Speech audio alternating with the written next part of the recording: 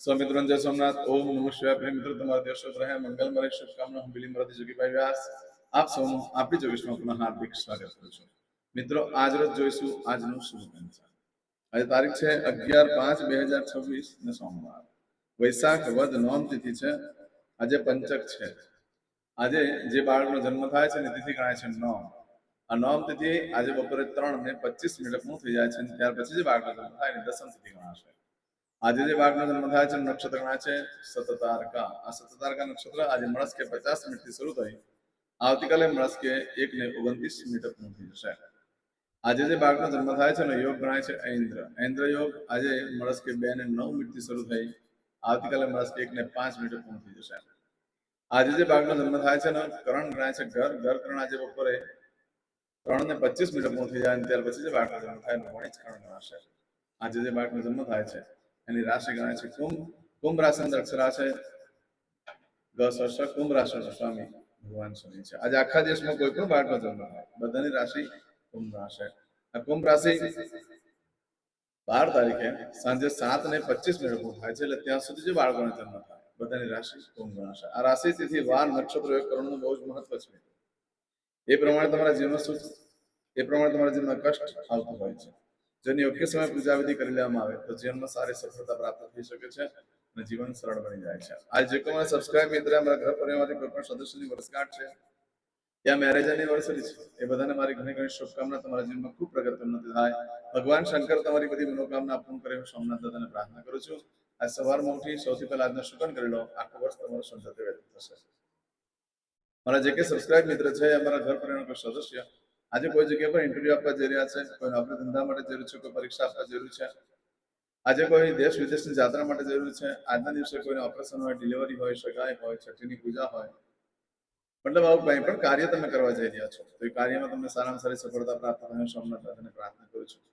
આજે સવારમાં ઉઠી સૌથી પહેલા આપણી જો ગેસ્ટ ચેનલ પર જઈએ પ્લે લિસ્ટમાં જવાનું ને ત્યાં આગળ વારના શુકન લખેલું છે તે જોઈ લો અને આજના વાર પ્રમાણે શુકન કરીને નીકળો. સારી સફળતા પ્રાપ્ત થશે. આમ તો આજે તમે ઘરેથી નીકળો છો તો માતાને વંદન કરીને નીકળો. ઘરમાં દેવસ્થાનમાં ભગવાનને પગે લાગવાનું કહેવાનું મારા કાર્યમાં મારી સાથે નીકળો. મારા કાર્ય મારી સાથે રહી મને સફળતા આપો ભગવાનને પ્રાર્થના કરીને નીકળવાનું. ઘરે આજે પક્ષીને દાણા નાખવાનું બહુ જ મહત્વ હોય છે. એનાથી દરિદ્રતા દૂર થાય છે અને લક્ષ્મીની પ્રાપ્તિ થતી હોય છે. આજના દિવસે કોઈ પણ કાર્ય કરવા માંગો છો તેના માટે પણ એક ચોક્કસ શુભ સમય તે આપણે જોઈ લઈએ. આજે સવારે 6 થી 7:30 વાગ્યા સુધીનો સમય શુભ રહેશે. તેમાં સવારે 9 થી 10:30 વાગ્યા સુધીનો સમય શુભ રહેશે. એ જ રીતે બપોરે 1:30 થી સાંજે 7:30 વાગ્યા સુધીનો સમય શુભ રહેશે. રાત્રે 10:30 થી રાત્રે 12 વાગ્યા સુધીનો સમય શુભ રહેશે. આવતીકાલે મળસ્કે 1:30 થી સવારે 6 વાગ્યા સુધીનો સમય શુભ રહેશે. આ સમયગાળા દરમિયાન તમે કોઈ પણ કાર્ય કરો છો તે કાર્યમાં સારામાં સારી સફળતા પ્રાપ્ત થઈ શકે છે. પરંતુ મિત્રો આજના દિવસે જે શુભ સમય છે દિવસનો તે આ બધા છે. પરંતુ આખા દિવસમાં જે શુભ સમય ચાલુ થાય છે એ આજે બપોરે 3:07 3:25 પછી તો સમય શુભ ગણાશે. બપોરે 3:25 સુધી બહુ સમય યોગ્ય નથી. એટલે કોઈ પણ કાર્ય કરવું હોય તમારે તો 3:25 પછી કરો, તેમાં શુભ ફળ મળશે. તેમ છતાં આજે મળસ્કે 50 મિનિટથી લઈ આવતીકાલે મળસ્કે 1:29 સુધીમાં તમે કોઈ પણ વસ્તુ ચોરાઈ જાય છે, ખોવાઈ જાય છે, ને કંઈ ખરીદી કરો છો, વેચાણ કરો છો, નવો ધંધો વેપાર ચાલુ કરો છો, તેનું શું ફળ પ્રાપ્ત થાય આપણે જોઈ લઈએ. કોઈ પણ વસ્તુ ચોરાઈ ગઈ, ખોવાઈ ગઈ તો 11 દિવસમાં મળે, બાકી શક્યતા ઓછી છે. આ સમયગાળા દરમિયાન કોઈ પણ કાર્ય સિદ્ધિ માટે યોગ્ય દિવસ રહેશે. ખાસ કરીને મંત્ર સિદ્ધ કરવા હોય, કોઈ પણ વસ્તુની સિદ્ધિ પ્રાપ્ત કરવી હોય તો તેના માટે આજે પ્રયત્ન કરવામાં આવે તો સફળતા ખૂબ વધી જાય છે. આજે તાંત્રિક લોકો મંત્રને સિદ્ધ કરવા માટે આ દિવસે કરતા હોય છે, જેનાથી જલ્દી રિઝલ્ટ પ્રાપ્ત થતું હોય છે. પણ આપણે તાંત્રિકમાં ન પડતા સાત્વિકમાં કર્મ કરીએ છીએ. જે નિત્ય રોજ પૂજા કરતા હોય તો આજે ચોક્કસ કરી લેવી, જેથી કરીને પૂજા સિદ્ધ થઈ જાય, તમારા કાર્યમાં સારી સફળતા પ્રાપ્ત થઈ શકે. આજના દિવસે કોઈ પણ યંત્રની ખરીદી કરી શકાય છે, વેચાણ કરી શકાય છે, પશુની ખરીદી કરી શકાય, વેચાણ કરી શકાય, નવો ધંધો વેપાર વગેરે ચાલુ કરી શકો છો. પરંતુ મિત્રો આજના દિવસે ખાસ કરીને તમારી પર કોઈ મેલી વિદ્યાનું મારણ તારણ કરી શકે છે, તમને વાતમાં ફસાવી શકે છે. માટે એ વસ્તુનું ચોક્કસ ધ્યાન રાખવું કે તમે કોઈ ખરીદી કરવા ગયો હોય તો સસ્તી વસ્તુ મોંઘી પડી જાય અને એકદમ મોંઘી વસ્તુ આપણે કોઈ સસ્તામાં પાડી લે છે. આવું બધું તમારી સાથે છલ કપટ થઈ શકે છે. માટે ધ્યાન રાખીને કાર્ય કરજો. આજના દિવસે બને ત્યાં સુધી નવા વસ્ત્ર ધારણ ન કરશો. નવું વસ્ત્ર ધારણ કરવાથી એલર્જી ઇન્ફેક્શન થવાની શક્યતા બહુ જ રહેશે. જો તમે દવા લેતા હો તો દવાનું પણ એલર્જી થઈ શકે છે. આજે તમને માનસિક અજાપો રહે નવા વસ્ત્ર ધારણ કરવાથી, અને તે સિવાય કૂતરું કરડવાનો પણ ભય બની શકે છે. માટે આજે આખા દિવસમાં તમે કોઈ પણ કાર્ય કરશો એનું પણ આ રીતે પ્રાપ્ત થશે. આજે કરશો આજનો સંકલ્પ ચમચીમાં પાણી લઈને. અદ્યતન માસન માસોત્તમ પવિત્ર વૈશાખ માસે શુભે કૃષ્ણ પક્ષમ્યાયામ મંત્રિત સંન્યાયામ ચંદ્રવાસ સંયુક્તાયામ સંકલ્પ પૂર્ણ થાય એટલે મને કોમેન્ટ્સમાં તમે જે ભગવાનની પૂજા કરતા હોય એનું નામ લખીને મોકલી દો. ભગવાને તમારા માટે પ્રાર્થના કરીશ, તમને લાઈક મોકલીશ. હવે દરેક જણા પોતાનું સાચું નામ બોલી દો. તમારું ગોત્ર ખબર હોય તો ગોત્ર બોલી દેવાનું. પછી બોલવાનું છે અહમ, મમ, આત્મન, શ્રુતિ, સ્મૃતિ, પુરાણોક્ત, પુણ્ય, ફલ, પ્રાપ્તિ, અર્થમ, અપ્રાપ્ત, લક્ષ્મી, પ્રાપ્તિ, અર્થમ, પ્રાપ્ત, લક્ષ્મી, ચિરકાલ, સૌ, રક્ષણાત્મક, લોકેવા, સભાયામ, રાજદ્વારે, વ્યાપારે, વિદ્યા અભ્યાસે, દેશે, વિદેશે, સર્વત્ર, યશ, કીર્તિ, વિજય, લાભાદિ, પ્રાપ્તિ, અર્થમ, મમ, અખિલ, કુટુંબસ્ય, આયુ, આરોગ્ય, ऐश्वर्यादि, प्राप्ति, अर्थम, मम, जन्म,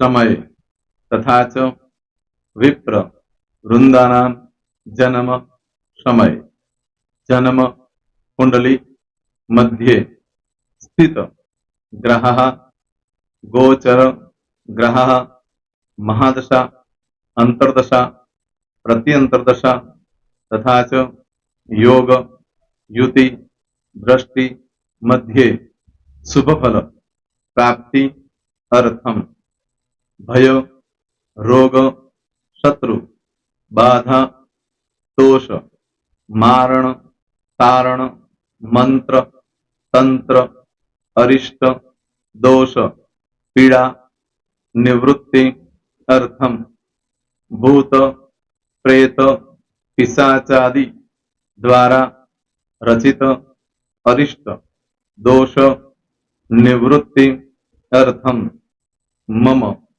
सकल मनवांछित फल. હવે તમારા મનમાં જે કઈ ઈચ્છા હોય તે બોલી જવાનું.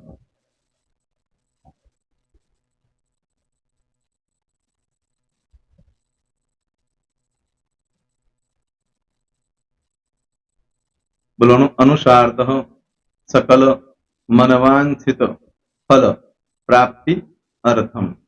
હવે જે બરકતની પૂજા વાળા છે એ લોકો તો આ બધું બોલવાનું જ હોય છે, એ લોકો માટે કોઈ સ્પેશિયલ નથી.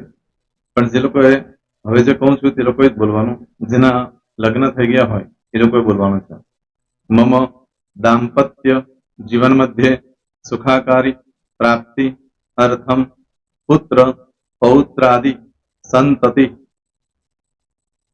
પ્રાપ્તિ અર્થમ. આ સંતાન પ્રાપ્તિ વાળા માટે પણ આવી જાય છે એમાં. દીર્ઘ આયુ આરોગ્ય ઐશ્વર્યાદિ પ્રાપ્તિ અર્થમ. તથા ચ હવે જેના લગ્ન નથી થયા તે લોકોએ બોલવાનું. મમ જટટી વિવાહ યોગ પ્રાપ્તિ અર્થમ વિવાહ પશ્ચાત દાંપત્ય જીવન મધ્યે સુખાકારી પ્રાપ્તિ અર્થમ. હવે જે લોકોને સંતાન પ્રાપ્તિ નથી, જે લોકોને સંતાન પ્રાપ્તિ છે કરવી છે એ લોકોએ બોલવાનું. મમ દાંપત્ય જીવન મધ્યે સુખાકારી પ્રાપ્તિ અર્થમ તથા ચ દીર્ઘ આયુ આરોગ્ય ऐश्वर्यादि समन्वित संतति सुख प्राप्ति अर्थम. હવે જે અભ્યાસ કરી રહ્યા છો છોકરા વિદ્યાર્થીઓ છે તે લોકોએ બોલવાનું છે. મમ વિદ્યા અભ્યાસ મધ્યે ઉત્તરો ઉત્તર પ્રગતિ ઉન્નતિ સાનુકૂલતા પૂર્વક દિવ્ય સફળતા પ્રાપ્તિ અર્થમ. હવે જે લોકો વિદેશમાં જવા માંગતા હોય કે શીપમાં જવા માંગતા હોય, મતલબ ભારત દેશની બહાર જઈને ધંધો વેપાર કરવા માંગતા હોય એ લોકોએ અથવા વિદેશ જવા માંગતા હોય કાયમ માટે એ લોકોએ બોલવાનું છે. મમ જટટી વિદેશ ગમન યોગ પ્રાપ્તિ અર્થમ વિદેશ ગમન કાર્ય મધ્યે સાનુકૂળતા પૂર્વક દિવ્ય સફળતા પ્રાપ્તિ અર્થમ. હવે આરોગ્ય વાળા બોલવાનું છે જેને આરોગ્યની પૂજા આપેલી હોય એ લોકોએ. એમ તો દરેક જણા જ બોલવાનું છે. બોલો મમ આયુ આરોગ્ય ઐશ્વર્યાદિ પ્રાપ્તિ અર્થમ.